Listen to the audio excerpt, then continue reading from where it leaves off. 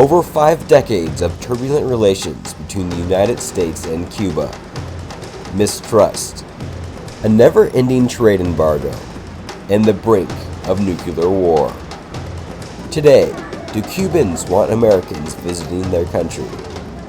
Will our government's relations continue to improve or deteriorate? All questions on the top of my mind as we enter the beautiful country of Cuba.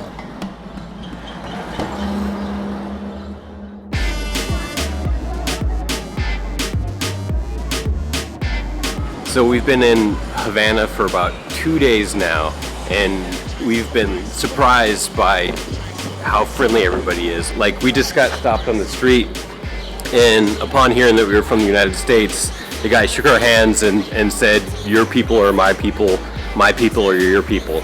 However, one issue we've been running into is Havana is a large city, and with large cities come like scammers.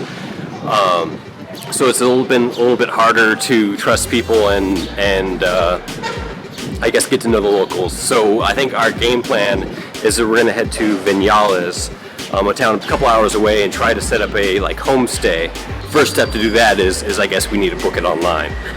So we had thought that there was no internet in Cuba, but we just heard that we can actually buy internet from a Wi-Fi dealer in a park. So we're headed down there right now to get some. Wish us luck.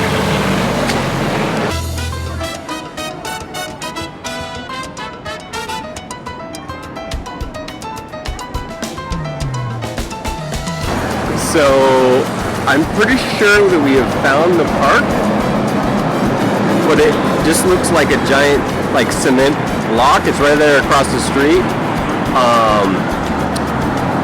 That's where we're going to buy our Wi-Fi, I think.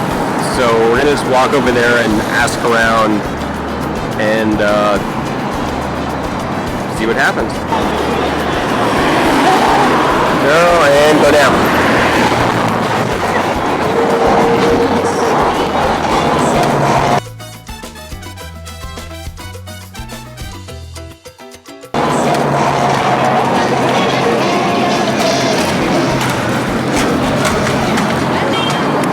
So we just booked our homestay for tonight. Now we actually have a shared taxi that will be coming and picking us up. Looks like we got a 1955 Chevy. We've heard that Cuban citizens can only own a car if it's made pre-1959, otherwise it's owned by the government. At 110 miles, our drive from Havana to Vinales will be further away than Havana to Florida at only 90 miles. Alright, the guy just dropped us off and we're looking for a house. I think it's right up here. It was kind of funny. He got a kick out of our GPS tracking device. I don't think it was like an offline map, but it's still, you could see the little pinpoint. I guess he's never seen something like that before. It was pretty funny.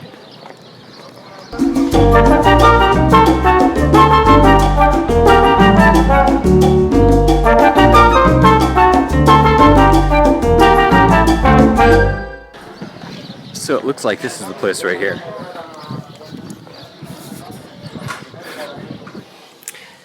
Here's our room that we booked for the night for about $20. To put that in perspective, the average Cuban makes about $20 a month. So this is taxed, but a large portion of this money is going directly to these families and helping improve their lives. Nosotros llevamos 1 año y medio, pero gracias a Dios nos ha ido bien. Nosotros decíamos, nosotros nos tratamos nomás como si fueran cubanos igual. Sí, Ya están en mi casa, sí. ya están en mi casa, Sí. tranquilos. ¿Cómo el turismo le ayudó a la gente de Vinales, usted piensa? Sí. El pueblo era más diferente. ¿Cómo era antes? Era más pobre. Diferente por completo. Las calles un poco más sucias. Ahora las personas se preocupan más de que tengan bonita. Sí. No, en general a todo el país. A todo el país. No solo a Vinales, a todo el país. No, a veces les da temor que va a cambiar la situación del turismo, que van a venir menos, que pasen cosas que ya no les llegue tantos clientes. Bueno, si sucede eso, ¿qué vamos a hacer? Hay que vivir.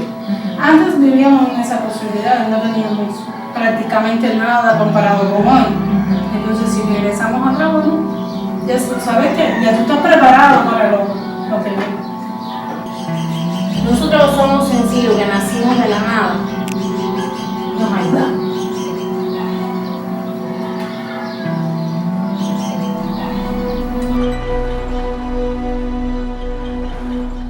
So it looks like our host Juana has just made a meal of fish, rice and beans, and plantains.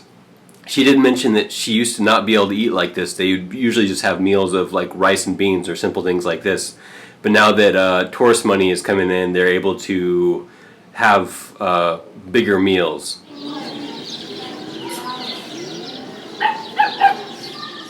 So it looks like our Cuba trip is coming to an end. We were extremely overwhelmed by the amount of hospitality that we received on this trip. Large amounts of people that wanted to help us, asking nothing in return. Sadly, it looks like it's going to start being harder for Americans to visit, but if possible, I would highly recommend going.